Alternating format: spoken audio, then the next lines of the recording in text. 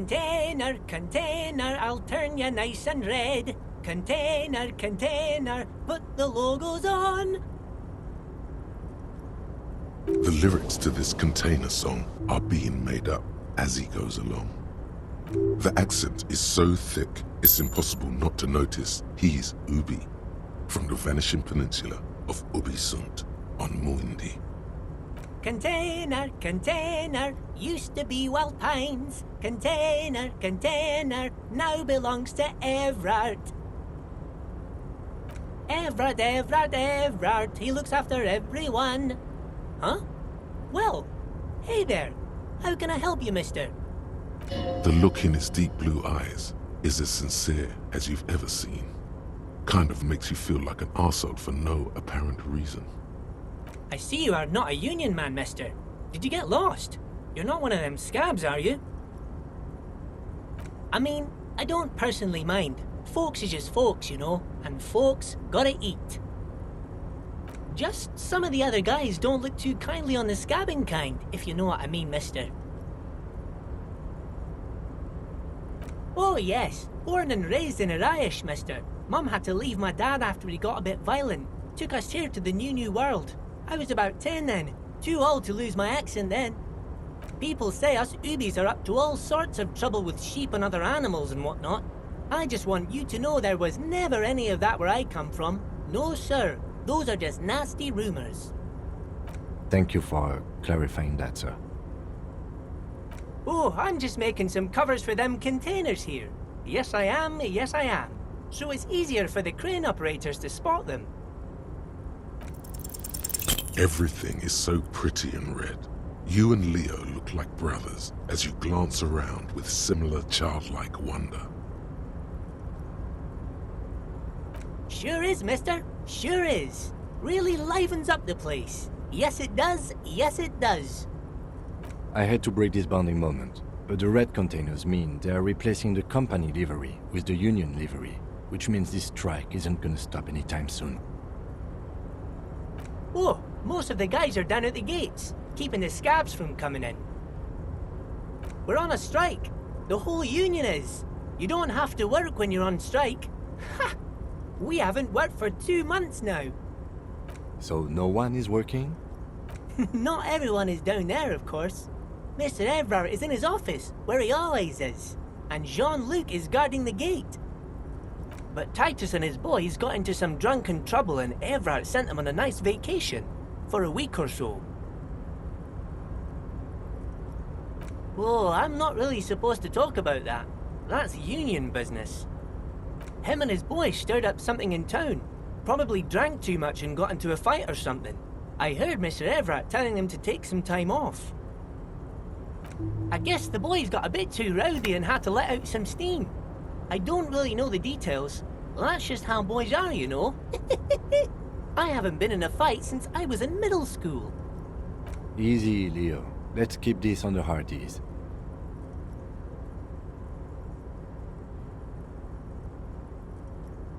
Too late. Leo's mouth is still moving and the words are spewing forth. Words, words, and look, even more words. This guy could go on till the end of days. Now he's talking about some drunk sawmill owner who... No, he already switched to a prized fishing rod he apparently owned at some point. You know what? Just cut in there with your questions. Yes, yes. Everybody needs a job, and this is mine. I'm Leonard, by the way. Leonard Bellick. But everyone calls me Leo. I'm like Mr. Everett's right-hand man when Mr. Edgar is out of town, and Mr. Edgar's right-hand man when Mr. Everett is away. Actually, Miss Beaufort is the right-hand man, but she's a lady. Who is this, Miss Beaufort? A real pretty lady with a skin like those Douai Sucre candy bars my missus likes so much. Them are real nice to suckle on once the dinner is done and me and the missus sit down beside the radio. But I can't listen to the radio all the time. There's so much to do around here and I'm always busy keeping things running here. Yes I am, yes I am. Oh, Lizzie, she is a real sharp tool. Mr. Everett put her through some fancy school and everything. east of the river. 4 years she was gone, and when she came back, she was all fancy and lawyerly. But she's a real nice girl. Grew up in this here neighborhood, knows everybody and gets along with everyone. Real pillar of the community one day, I'm sure. For a fraction of a second, there's sadness in his eyes. If me missus and me was to have a child, I'd be real happy if she turned out like her. But she can't have kids. Dr. Lemaitre said so, and she knows about such things. Been a doctor for almost 50 years, she has. Law school? Could she be talking about the union fixer, aka the gardener? Looks like it.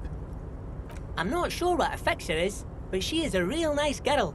Smart as a whip, too. Oh, yes. I leave all kinds of notes for myself.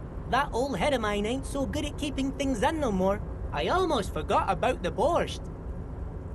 Oh, yes. I've been taking special whirling borscht to the men every day since the strike started. It's very, very good. Makes a man feel so warm and happy. I feel like I could take on Mr. Renadan's boar dogs every time the lunch is done. Yes. I'm taking it to them. The borscht keeps them happy and in fighting spirits. Makes you all warm inside. They brew it in the whirling in rags. Oh, the whirling's cook. He makes it. Them is always talking with Mr. Manana in that weird language and laughing together. He doesn't speak what we speak. He's from Grad. Oh, sure, mister. Sure.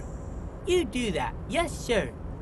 He didn't actually understand what you meant, and now he's just nodding along.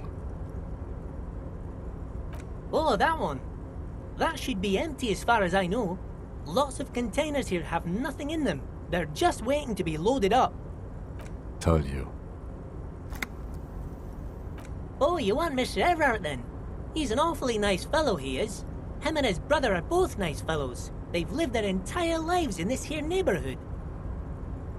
Guys like Mr. Everard and Mr. Edgar, his brother, are real good guys. Made Martinez what it is today. Mr. Everard and Mr. Edgar and I went to the same school, we did, when we were boys.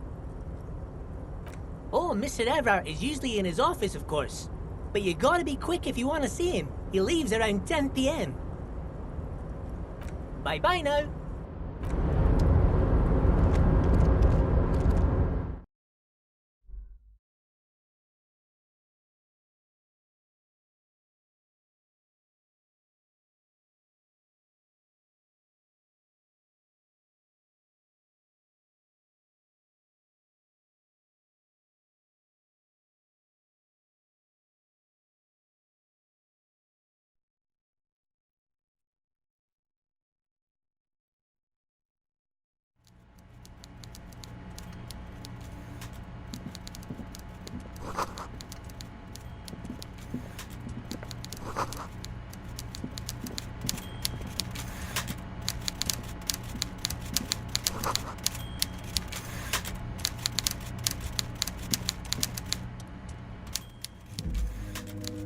Before you is a walrus of a man, seated behind a large desk. He looks up from his work, not the least bit surprised to see you. With great effort, he straightens himself up in his chair, yet says nothing. He simply stares at you, with a mixture of expectation and impatience, well bottled. Welcome, Mr. Dubois, Mr. Kitsuragi. It's good of you two to stop by. Please, have a seat. I'm Everard Clare, head of the Debarders Union here in Martinez. I'd offer you my hand, but unfortunately my health prevents me from getting up. You understand? He looks extremely comfortable. The tiny folding chair, on the other hand, looks like a torture device. You go ahead, detective. Whatever he has in store for you, it can't be good, he thinks. I'll do my best. Forget about that. What's with this Dubois stuff? You're getting some seriously bad vibes from that name. Please, Mr. Dubois, let us converse in a civilized manner. As equals. Take a seat. I insist. It's nothing. Yes, that's probably right. It's nothing. Forget about it. Filter it out. He's trying to throw you off your game with this Dubois nonsense. Don't give him the pleasure. Excellent, Mr. Dubois. I can see that you're a reasonable man, and reasonable men can be of great use to one another. So tell me, how can the head of the Debarders Union help a representative of the Revachol Citizens Militia today? The chair you're sitting on has got to be the most uncomfortable chair in the world. It's violating your backside. Oh, by the way, I heard you got a rather rude reception from a certain Lawrence Gart. Some people have no manners, it pains me to say. This should take care of that nonsense. It should be sufficient to cover your expenses for a few days and patch over your differences with a cafeteria manager. Go ahead, take it. Wow, that's 25 real. That's good money. You need it. Yes, I know Lawrence. He's a real character. No union man in him. A real piece of work, that boy is. With a grin, he points to the checker game. It's like you're on a game show. At least don't thank him for it. Okay. I respect a man with principles. No handouts, then. Now, I'd like to set your mind at ease about one other matter. Your lost gun. Let me assure you, Union people are on it as we speak. I've got my best hounds looking for that lost gun. His slug-like lips move, but all you hear is an echo.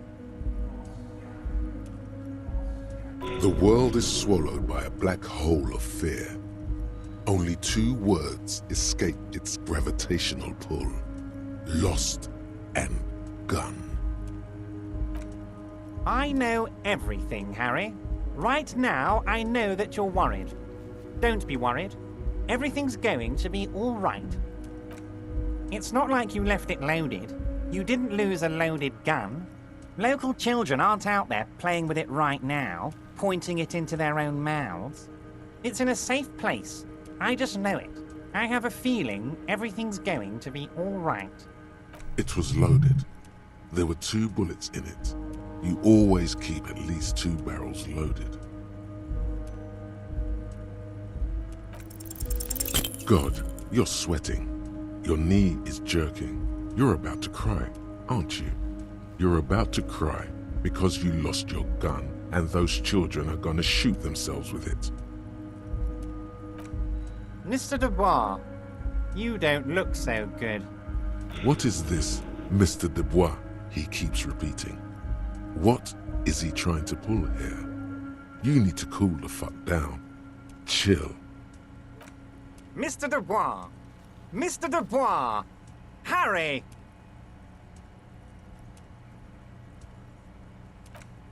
Mr. Dubois, are you okay? Can I get you a glass of water or something? Are you having some kind of medical emergency?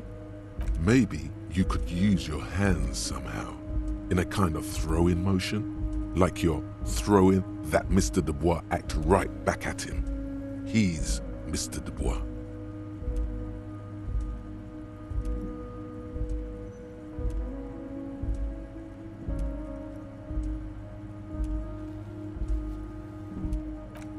What an odd demonstration of...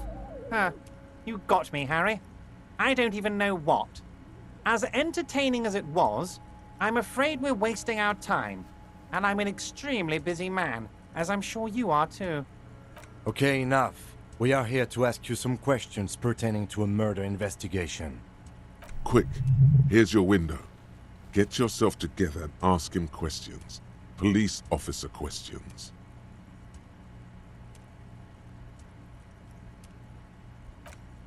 What? Harry, how could you say that to me? You know I appreciate a joke as much as any jolly fat guy, but I can't take slander. Are you actually investigating this? You've hurt me, Harry. Me, A friend. But you know what? I trust you, like I trust all my friends. And I know you'll never talk to me about this again, because you don't want to wound me. So do what you want, and let's change the subject. Thank you for your understanding. We will continue to do what we must. You too, Lieutenant.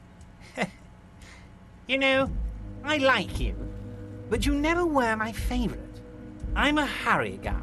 I'm Team Harry. None taken. Did we have anything else to do here, Harry?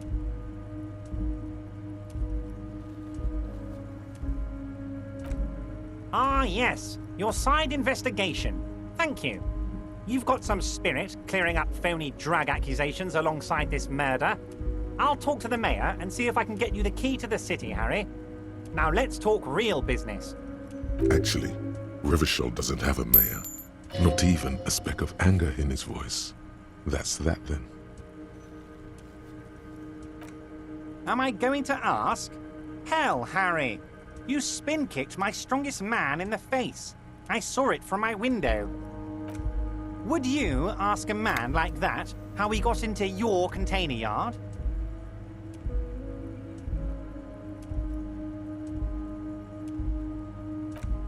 It was a figure of speech, Harry. Of course I don't have a window. I'm in a container. Anyway, I assure you, I am a very well-informed man. Information reaches me before I even get the chance to request it. My dear Harry, there are literally millions of containers in this harbor. I couldn't possibly remember what's in all of them. Harry, you smooth-talking son of a bitch. Time is a precious resource, and I don't have enough of it to count containers with you. Smooth talking. Maybe that's the way to go about opening the container. You should at least try convincing it. I don't know what that means, Harry. Shady brew? There are so many moving parts in my operation, I can't keep track of them all. You know what? Don't even tell me. Whatever it is, do it. Surprise me. Just one thing. If you can, make it even shadier.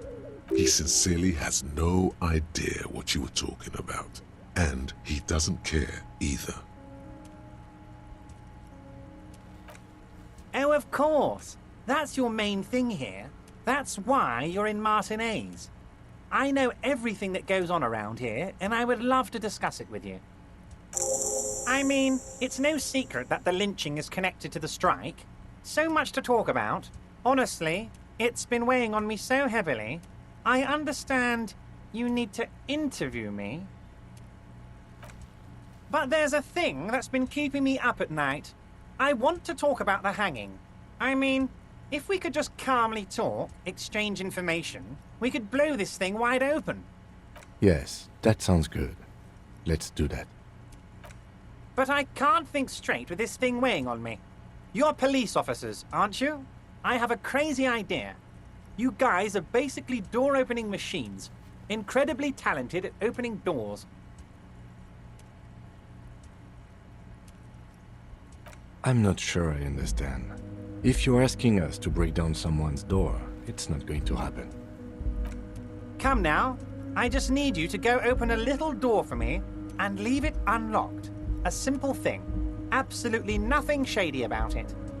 Does this jiggling ooze think he's going to use you? He's got another thing coming. Play his game, son, with your eyes peeled. He's going to slip up, and when he does, you're going to come out on top. Harry, I'm a very busy man, and more importantly, I don't have that extraordinary physique you do. You look like you could run around all day. You want to send someone a message that the police are working for you. I repeat, I'm a very, very busy man, Mr. Kitsuragi, and therefore I must occasionally enlist outside help. So what will it be, Harry? Oh, no one's. It's just a weasel. A weasel lives there. Nothing for you to worry about. A loud blabbering weasel. When weasels feel no one is watching, they start acting foolishly. Just go there, unlock the door, and leave it open. It's been such a burden on me, Harry. I just want this to be over so I can discuss business with you. Harry, my dear friend, I am what people call a local bigwig. I know everything that goes on in Martinez. Fantastic, my friend. Just let me know when it's done and we can take our friendship to the next level.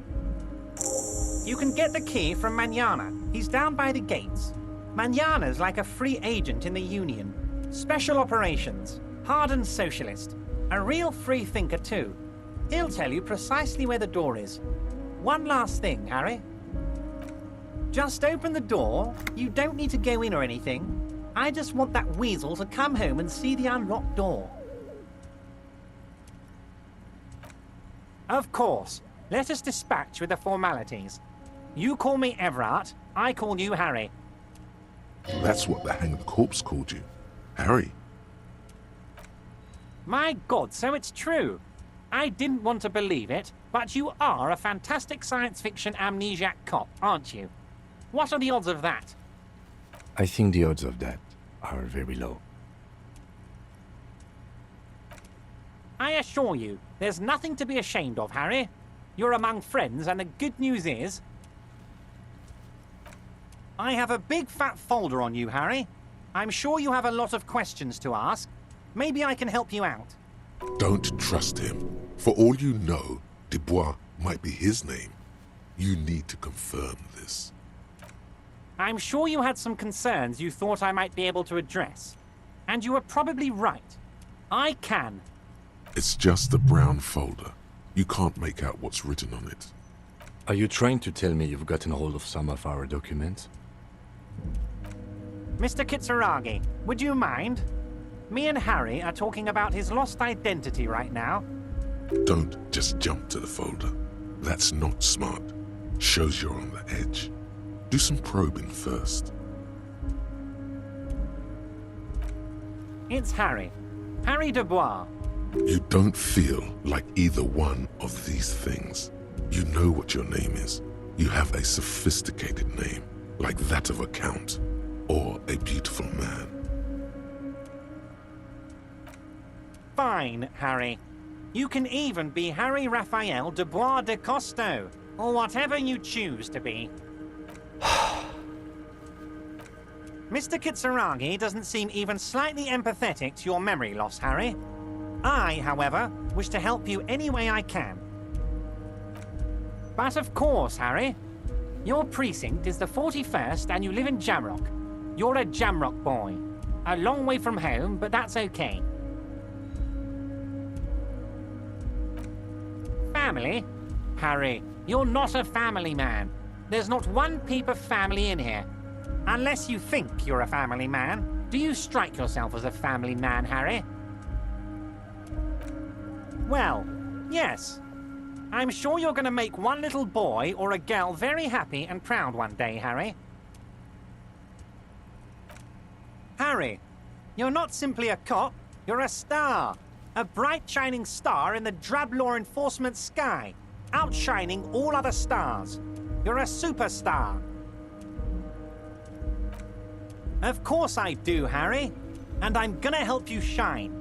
I'm gonna put you on all the big stages, your name in giant neon letters. Harry Dubois.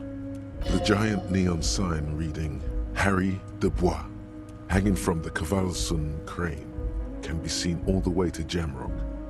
Somewhere in Birova, a beautiful woman sees the bright glow on the horizon and says to herself, "Oh my God, I shouldn't have left him." Ah, this? My friends in your organization gave it to me, Harry. I find that very suspicious. May I have a look? I'm afraid this is meant for Union eyes only, Mr. Kitsuragi. I'm sure you understand. Please continue, Harry. As you look at the folder, Everard covers it with his hand and pets it. He's hiding it from you because it's not a real RCM folder. It's just another one of those brown folders you saw in the file cabinet. Okay, Harry, you got me. This is from the Census Bureau, not the RCM. Those Census Bureau people are absolutely corrupt. You should do something about them. He got the name from the Census Bureau, and everything else from your actions here in Martinez. Yes, Mr. Kitsuragi from the Census Bureau. Like I said, now I'm actually a very busy man, so is there anything else I can do for you, Harry? That means he doesn't really know anything about you. A pity. The mystery of you will have to remain a mystery for the time being. Yes, that's what I said. Try to keep up, okay? Let's move on. Yes, your lost gun. My best men are on it.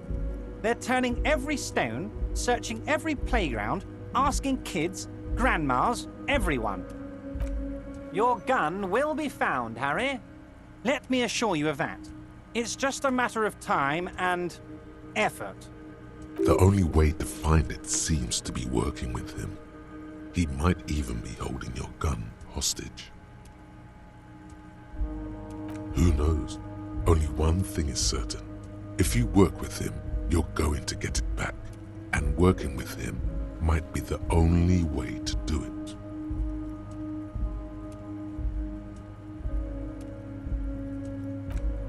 Yes, thank you for the hot tip regarding your lost gun, Harry. My men have indeed factored in that you pawned it.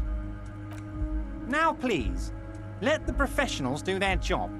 Kick back, Harry, relax. I have great guys on this. You focus on what's important, building our relationship for the good of Martinez. It did not come as a surprise to him.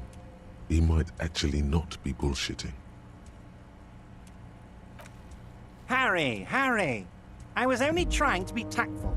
A lost gun is a dangerous thing. I can't have it around in my neighborhood. Kids could be playing gun roulette with it as we speak. Teenage gangs could be arming themselves. Get a hold of yourself, Harry. I assure you we are working on locating the missing sidearm as well. The lieutenant is concerned about the lost gun and feels that the fact you haven't prioritized looking for it is unfortunate, if inevitable, and doesn't put the RCM in a good light. Excellent, Mr. Kitsuragi. That's excellent news. Looks like we have a friendly gun-finding competition on our hands. Oh, that's very nice. I haven't gotten around to her yet. I'm very, very busy, you see. I hope you're getting along. One thing I want to make very clear, Harry, is that this is not some kind of union versus corporation situation. Everyone is just pals here. We're all trying to do what's best for Martinez. Don't feel like you can't cooperate with her because you and I are such good friends and I'm helping you find your lost gun. I'm not a jealous guy. What do you mean, Harry? Nothing. I let him go. He's an old man, Harry. I wanted him to spend more time with his family. God knows how long he's got left. Harry! I have little people in my organization. I would never call someone a midget. What is this? Honestly, I'm beginning to think you're a midget, Harry. I'm only kidding, Harry. You're not a midget. No one is. We're pals. It's hard to say if he really lost his temper, or if this is another one of his tricks. This man almost never angers visibly.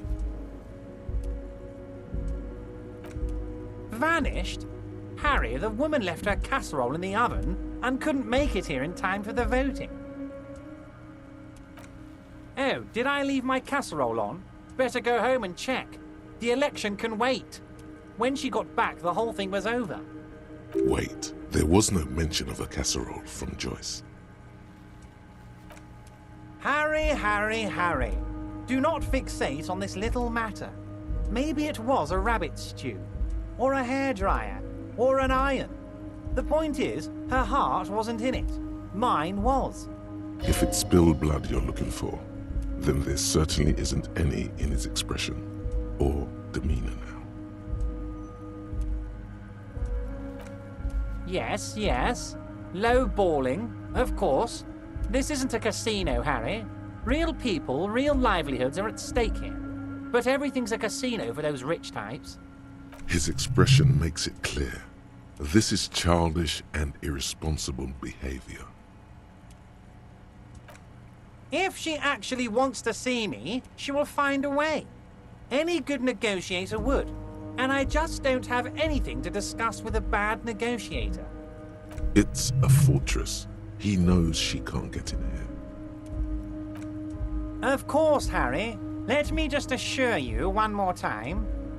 It's perfectly okay to share anything we discuss here with this Joyce. This is a completely transparent organization. I have no interest in what she is doing, but I myself have nothing to hide. Your business is your business, and I respect your privacy. Just remember, none of this is secret. Tell her about all of it. My brother's picture, my singing swordfish clock. Tell her how overweight I am and how I'm helping you find your lost gun. Tell her about everything. Everett doesn't mind. It is rather interesting to tell people things about each other, isn't it? It was nice telling him about her right now. This is weird. Not nice weird, but okay. Wait. You need this to get in and out through the gate. Here, you're one of us now. A real red and white Union man. Take care, Harry.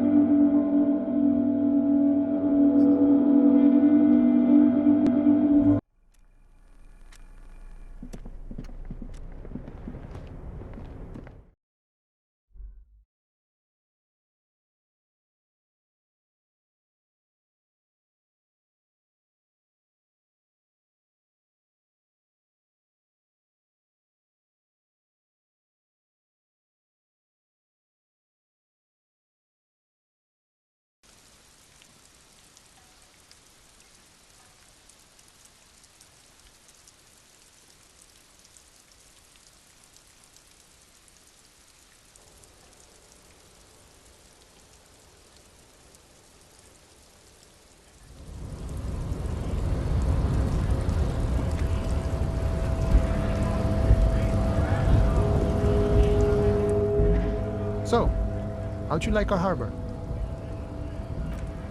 It's but a rest area on the path leading across open plains. Right, you talk to the boss, eye to eye, like men of the plain. If you have any more questions, I'm set to talk. A key, huh? What door is this key supposed to open? Oh, say no more. I got you. I got that key right here. And let me tell you, it's mighty good of you to help us out during the strike. Working class solidarity, as they say.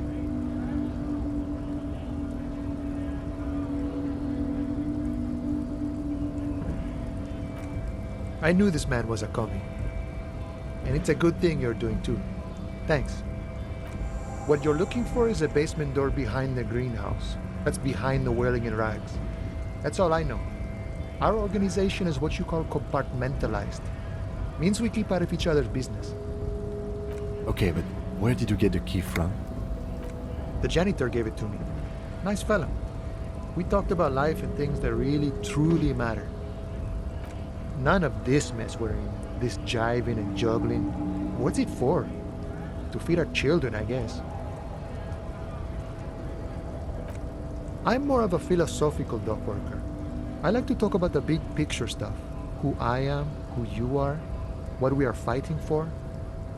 Who he is and what they're fighting for? This is interesting. Ask him about the Hardy Boys. Los Ardis? They're an independent militant group. A bit too high-strung, but it comes with the responsibility. They're sort of like you. Preserve the rule of law and all that. Except it's Everard's law. But really, they're just like you.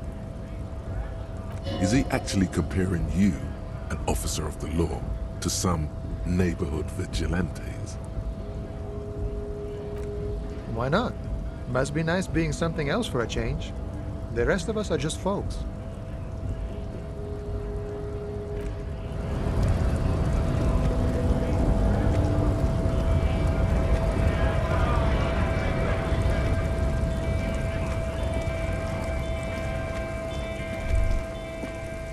A Stars Ryko, one of the finest Zhimsk-made motor carriages ever.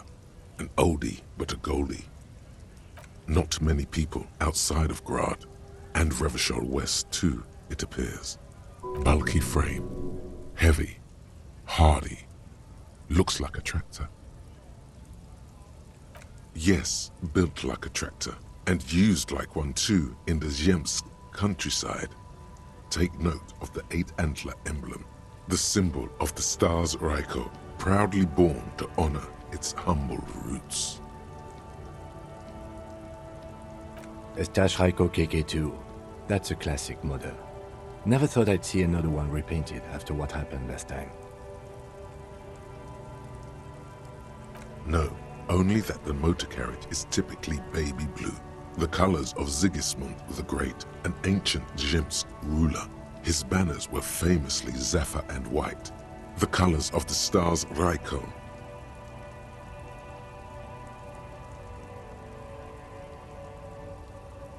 That's, well, yes, exactly it, more or less. Except it was a crowd of them. Tore him out of the vehicle and ran him over with his own tires. They said it was an honor killing, Hussar style. The Zhimsk community protested the trial, flying the colors. 5,000 came to protest. Correction, 4,395, the fourth largest public protest of a criminal trial in Revachol. Is that so, officer? I'll take you at your word. People we are paid to protect. Let's leave it at that. 4 years for murder in Reunion. The perps were remorseful. Their sorry knocked 8 years off the sentence. That's the system. The prisons in the greater Revachol Industrial Harbor are already full. Prisoners are expensive to maintain. The longer the sentence, the larger the cost. Could it be another Stash Ryko murder?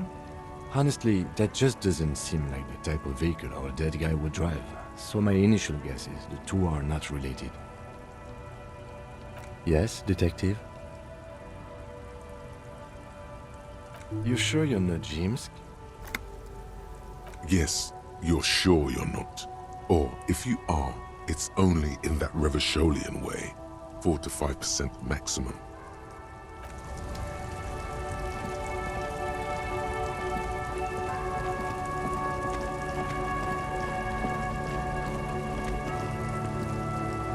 old monument stands in the middle of the traffic island, pointing toward the sea. It looks as if it's been reassembled piece by piece, secured and mounted in the air with the aid of numerous ropes and rods. Even by the standards of the Philippian kings, old sumptuous Philip was known for his profligacy. Well, he blew through the whole national treasury, starting the decline of one of the penultimate century's greatest superpowers, the suzerain of Revachol. His own maladministration foreshadowed the fall of the monarchy. During the anti-centennial revolution, an end to his family line and the monarchy on the Insulindian Isola. Stories have it that he had his bedroom converted into a treasure chamber, where he stored unfathomable wealth. Krugerrands, bars of gold, ornate weaponry, armor, and various chalices. He called it the Sol Aurum. It was obscene. There were whispers he slept on a huge pile of gold-dipped feathers, like some obese dragon, instead of a bed, like a normal person. The man certainly knew how to live.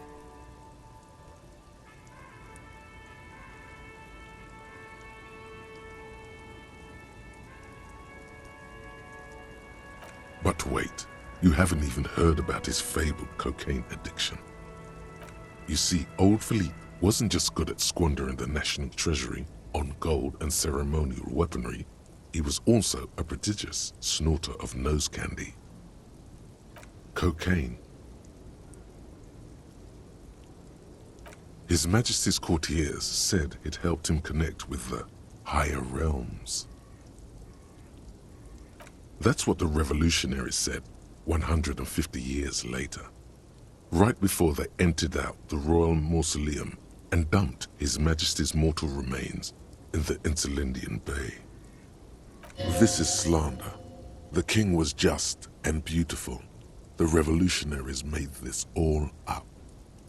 Beneath the cold waters of the Insulindian Bay, thrown there by the revolutionaries after they cleaned out the royal mausoleum.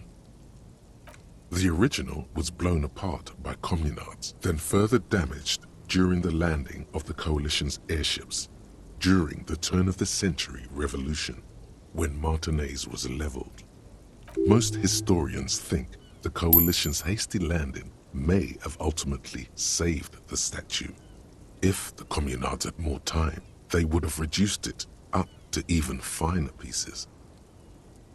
Some years ago, a group of liberal, artistically inclined individuals, designers mostly, thought it would be ironic to restore the statue of the most wasteful ruler of Revachol in the poorest part of the city.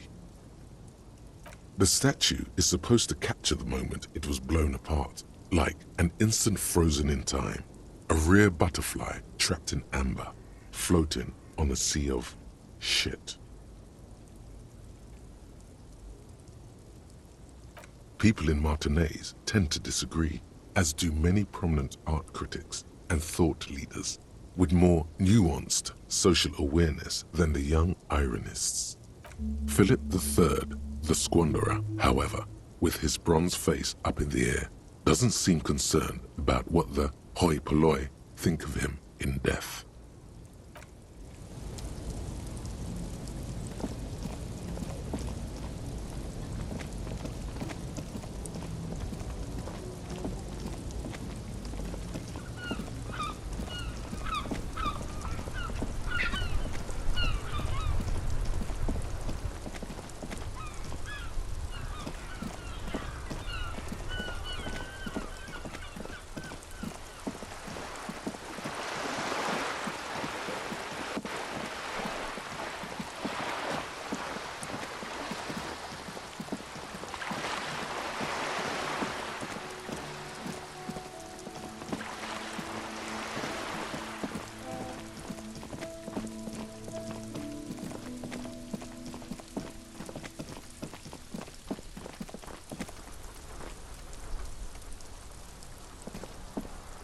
This must be it.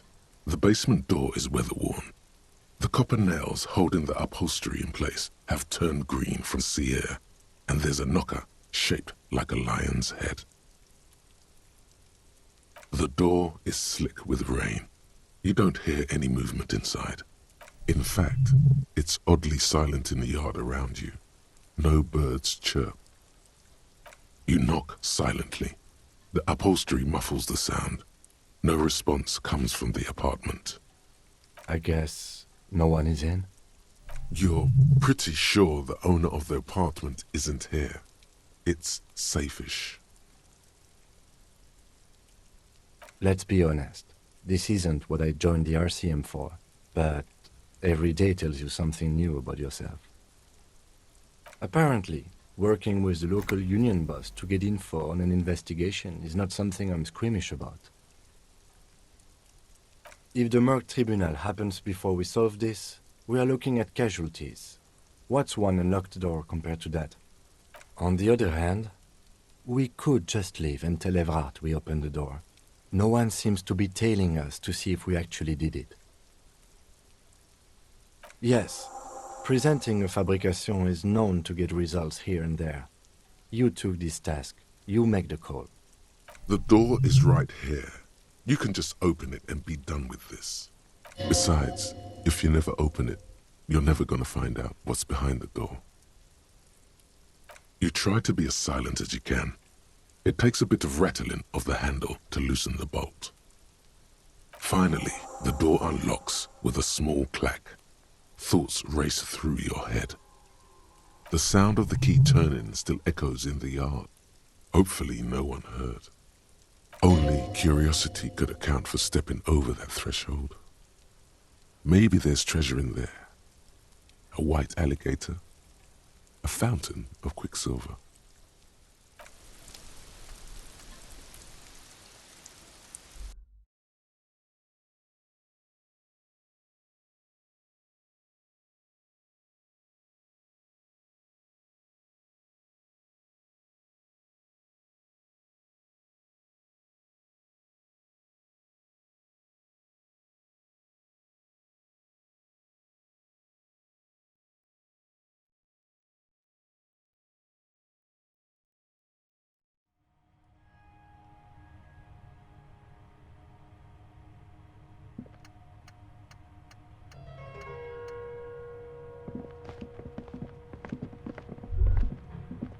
A row of mugs sits on the shelf. Each one depicts a human figure. A dark-skinned woman grinning amidst mysterious symbols. A broad-shouldered man shoveling potatoes, and others. A little ring. Though cheerful, the images on the ceramic make you vaguely uncomfortable. There's something disdainful in the way the curves and lines of the bodies were drawn. The images betray a lack of interest in human beings. They are merely unflattering caricatures. The owner of these mugs doesn't like people of other ethnicities very much.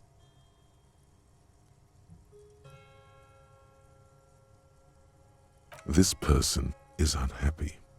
The lieutenant picks up one of the mugs, then puts it back down with a look of disdain. I'm beginning to feel better about breaking into this man's apartment. Yes, your broken mug friend would feel very much at home here. The same humor, the same mocking lines. There's the missing tin soldier. Whoever lives here might have used the Whirling's container to dump his trash. And now they've drawn the ire of the Union. The plot thickens, as they say. An interesting little clue. Let's see where this goes. Clues have a way of magically connecting to other clues down the road. Perhaps you should break into apartments more often. Who knows? I'm not expecting too much from this clothes in the trash lead either way. It might turn out to be some random local matter, but still, a nice coincidence. You could ask Evrart who this person is once you're done here.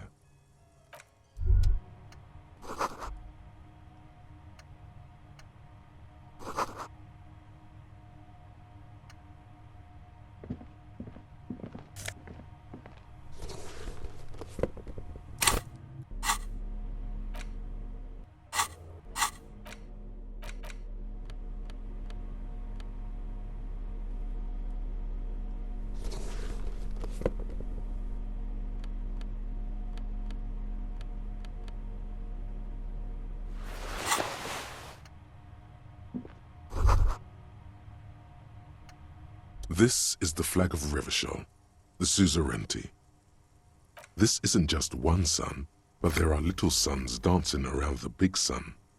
This is the sevenfold sun miracle.